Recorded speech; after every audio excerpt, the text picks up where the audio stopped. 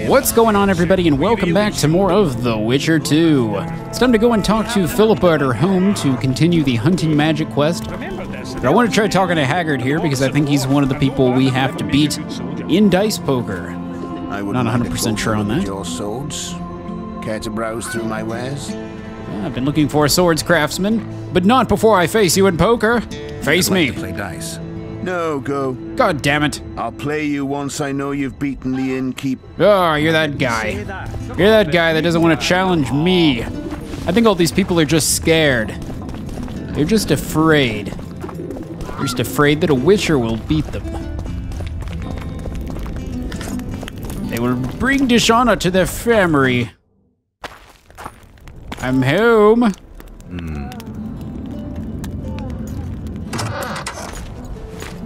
Plow 'em all!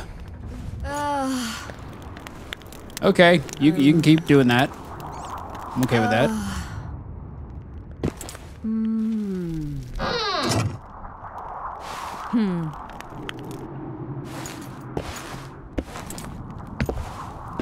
Get a little too into that back rub. What is it, Witcher? Who is that girl? Cynthia, a leashed sorceress. A charming expression. Do you also use muzzles? Leash means a connection between a sorceress and her assistant. An unfortunate term, I admit, but it explains how things are. Cynthia can tap my power, use my spells. She's a conduit. And she's learning along the way. It's convenient, and except for the name, not derisive at all. But you're not here to talk about Cynthia. A lot to talk about. Let's start from here. A sorceress like you ought to know bundles about the wild hunt. A sorceress's knowledge has nothing to do with superstitions. The hunt's not a superstition.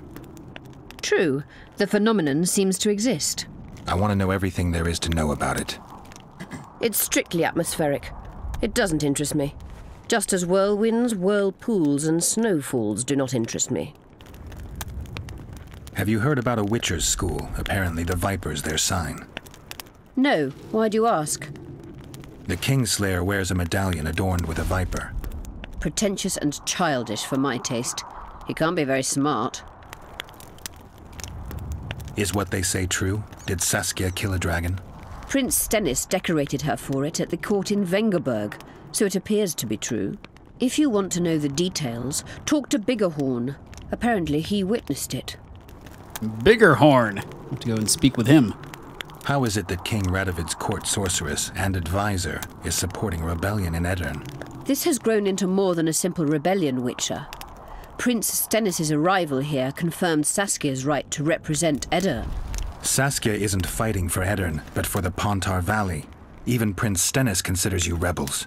He hasn't moved against you because war with Kedwen hangs by a thread. Why are you here, sorceress of Tretogor? It is my duty. If Henselt occupies the Pontar Valley, Redania and Temeria will respond strongly. The North will disintegrate, its unity gone. A dark scenario that is nevertheless avoidable, provided Saskia is successful and wins the Valley's independence. Even if she thwarts Henselt, there'll be no independence without agreement from Redania and Temeria. Temeria's expansionist plans melted away with Foltest's death. Redania's ruler is unpredictable, but even he'll have to respect a victory. I'm here to make this victory a fact. I'm looking for Triss. Letho forced her to teleport near Vergen. Letho? Foltest's killer, perhaps Demavend's too. Will you help me find her? Certainly. We sorceresses must stick together.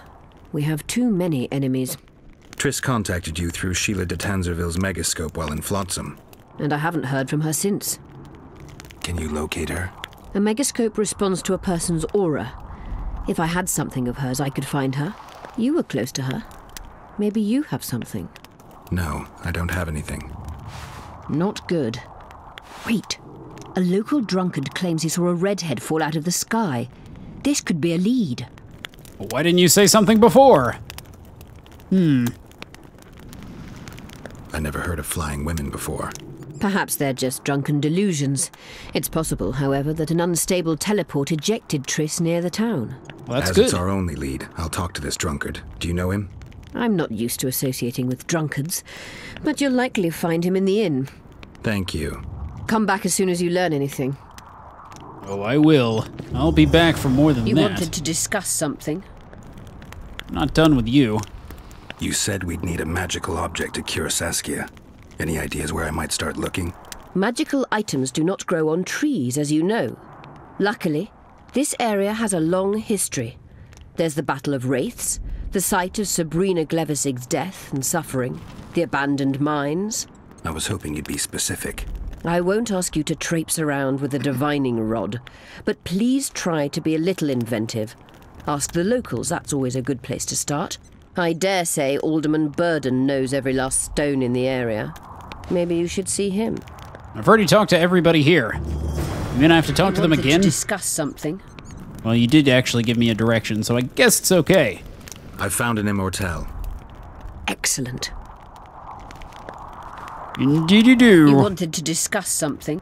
Yes, I would like to talk about the curse. At the council, you mentioned artifacts were needed to undo the curse. But I can't look for them now. I can do that. Why? I have my reasons. Tell me something. Tell me anything. What happened here 3 years ago? Henselt attacked Edirne, but met his match. Nobody won that war. Sabrina Glevisig got into a conflict with the commander-in-chief of the Kedweni forces, and this led to both armies being routed. Fireballs turned the battlefield into a flaming tomb. Henselt accused Sabrina of using a forbidden weapon. And Sabrina cursed Henselt. I think so. I suspect the curse got out of hand because of the circumstances. Circumstances? The stars weren't right, wrong phase of the moon. There's always an excuse for simple bungling. She placed the curse while burning at the stake. Her hands and feet nailed to a wagon wheel. I'd say she did a good job, considering. Know anything about blood curses? Do you? We're dealing with a 4th level curse, also known as the Curse of the Archmistress. Well, well, I'm impressed. Thing is, until now I thought it was only a myth, that such a curse couldn't be cast. You thought wrong. There are 6 confirmed cases of this curse being inflicted. What about confirmed cases of it being lifted? 1. Achieved by a team of sorcerers led by Archmistress Francesca Finderbear, hence the curse's other name. Sabrina Glevisig was on the team. Small world. That's not all. The curse investigated by Francesca and Sabrina was designed to end the Tyson dynasty, the rulers of Kovir. They were cursed by Scarlet Rodalega, a complete madman, but very talented. An eclipse and wraiths also accompanied his curse. So Sabrina's curse is just a knockoff Rodalega. Exactly. Can Francesca's experience help us? Certainly. I know the symbols and the workings of the curse thanks to her. Care to explain? I'm the one risking my neck. You'll have to relive the battle and change its course at the right moment. I don't know exactly what will happen. Nobody does. I'll look for those artifacts. Those odds seem a little stacked against me. Did you notice? Not all the ghosts were aggressive. Yes. Most just disappeared when they touched the aura of a living person. I think the curse corrupts the ghosts of the fallen and turns them into draugrs. Is that the Witcher's professional name for wraiths? Draugrs are demons of war. They arise at sites of exceptionally vicious, bloody battles. Their bloodlust and hatred in condensed form. Can you kill them by conventional means?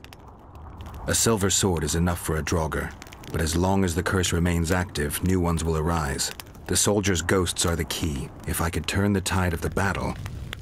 For that you'll need symbols of war belonging to those who fell in battle. Hatred, death, courage, and faith.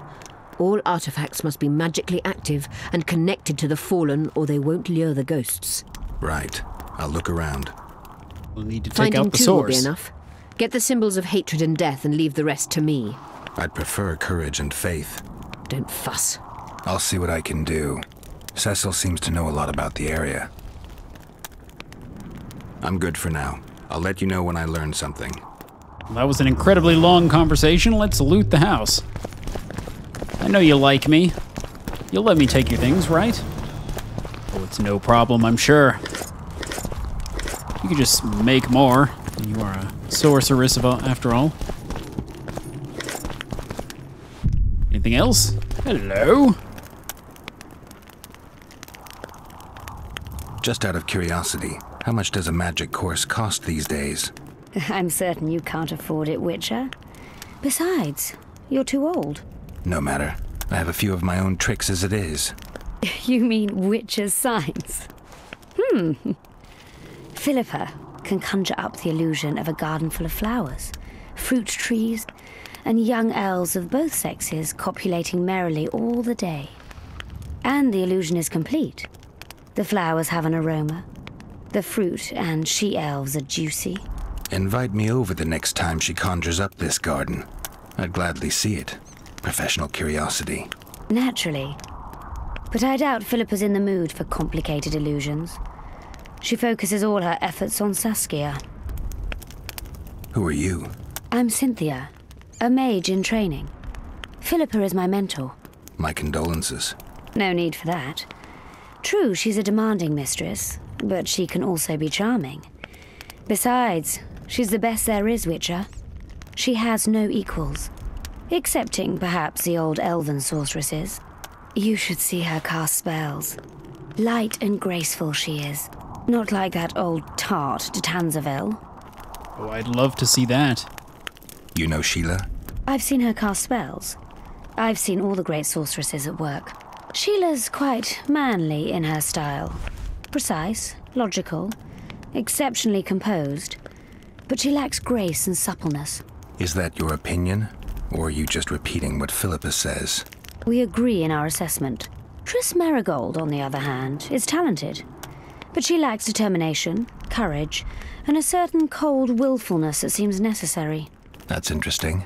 Kira Metz and Margarita Lo Antiel are both blasé, seemingly resigned. One's a hedonist and nymphomaniac, the other cares only about her school.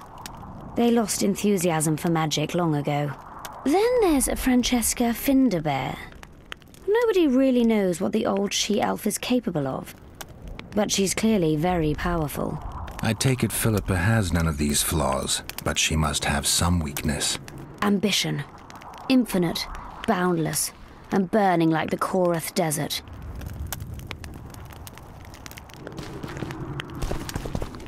Any other loots that I could have? Why, thank you for the orans, lovely ladies. Oh, there's a chest here that I can't get into for some reason. A lot of stuff going on. So let's go and talk to the townsfolk. There are many a folk in this town to speak with. I'm gonna go over here and talk to the dwarves over here by the smithy, because I believe that they are the ones I need to play dice with, perhaps? There is a dwarf around here somewhere that's gonna play dice with me, and it's gonna make me really happy. Come on now, just play some dice with me, please. That's all I want. I just want somebody to play dice with. But nobody wants to play dice with me. They'll think I'm not good enough. I'll show you, bastards. I guess I shouldn't call you bastards if I want you to be my friend and play dice with me. So, we were working at the fort, and work was going swiftly. Check out the map. Alright, so... something up in here, somewhere. It's a very general statement. Let's try in here. Ah, there you are, Cecil. You got a lot to say. This must be the first revolt ever to be taxed. We can't feed ourselves nor fortify our walls with rebel slogans alone. But rest easy. Stennis and the nobles won't get a single oren from us. Though, of course, the prince is just waiting for the right moment to get his grubby hands on our finances. I'm sure his motivations are pure, and he'll do it exclusively out of regard for his subjects. Cecil, do you know anyone who fought in the war 3 years ago? I did. Did you fight here at Vergen? Of course. Philippa claims you know a bit about the battle. That old cook Henselt, called king by some, thought that Aedirnians were bumpkins who'd shit bricks as soon as his troops crossed the river. Why did he attack Edirn? According to Henselt, Upper Edirn is the ancient legacy of the Kedweni crown and must be returned to the mother country. Brazen farter. That brazen farter had a point. If you read some history, you'll know that 300 years ago this land belonged to Kedwen.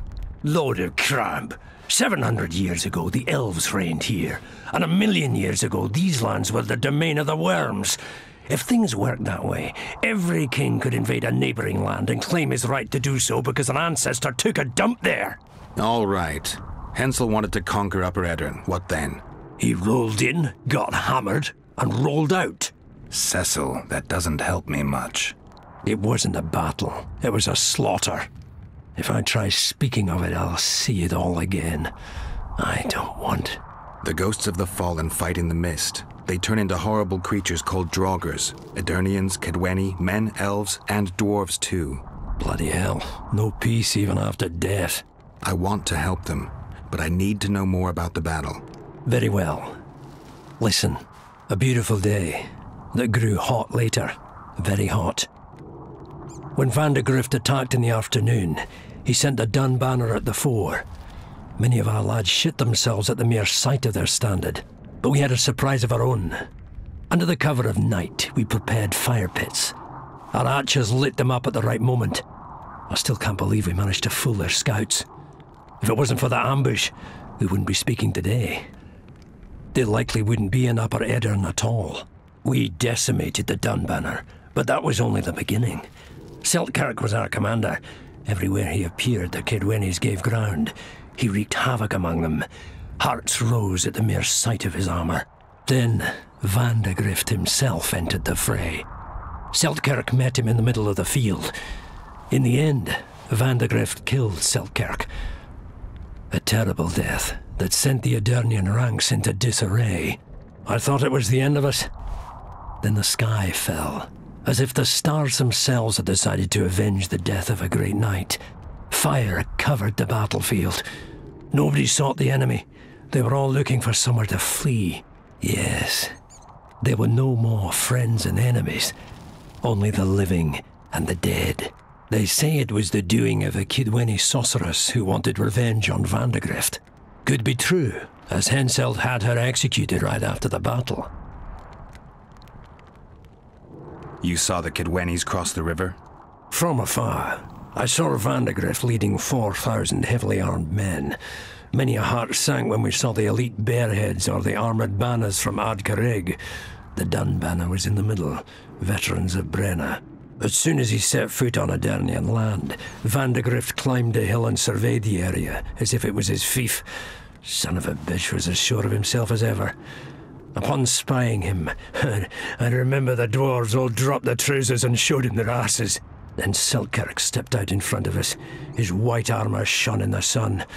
We were afraid a Kedweni arbalist would shoot him, but they too stood as if frozen, and Seltkirk just looked at them and bowed ever so slightly. Remember anything from before the battle? As if it was yesterday. Henselt's troops crossed the Pontar the third day after the autumn equinox. Edirn had good spies, so we were ready for them, and Seltkirk lined up our troops along the hills. Our hearts rose at the sight of the banners of Vengerberg, Aldersberg and Gullet fluttering in the wind. Knights and armoured infantry side by side in our ranks. Even the peasants had their regiments. The dwarves were on the left flank. Over 5,000 strong we were. Nobody caring about race or background, like never before. Only King Demavend was missing, but he must have had more important business than defending his country. You captured the Dunbanner standard?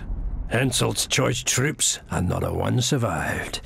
The visitor sent them to their deaths, refused to give them reinforcements. He was a monster in human form. The men of the Dun were real swaggerers.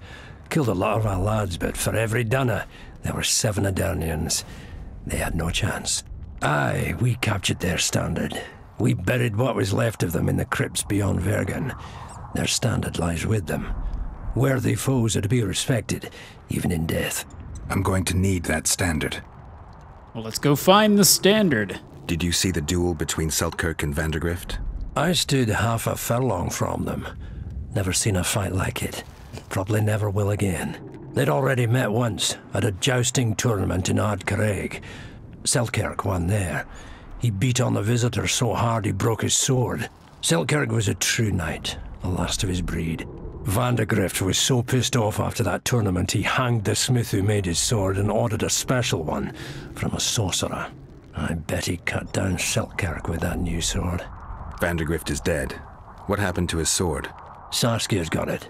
Good thing too. Only her hand can tame the hatred enchanted in that sword. After the battle, when the flames abated, the scavengers came. They stole everything. Imagine, not a single keepsake or Seltkirk in the whole of Edirn. His brother babbles something about a gauntlet, but he's a lying dog. Thanks, Cecil, that was helpful. I think I know what I need to lift the curse now. Madame Eilhart claims you need 4 symbols. The standard symbolizes death. Vandergrift's sword stands for hatred. What about the other 2? I have a feeling Philippa has a handle on the rest. Here's hoping you're right.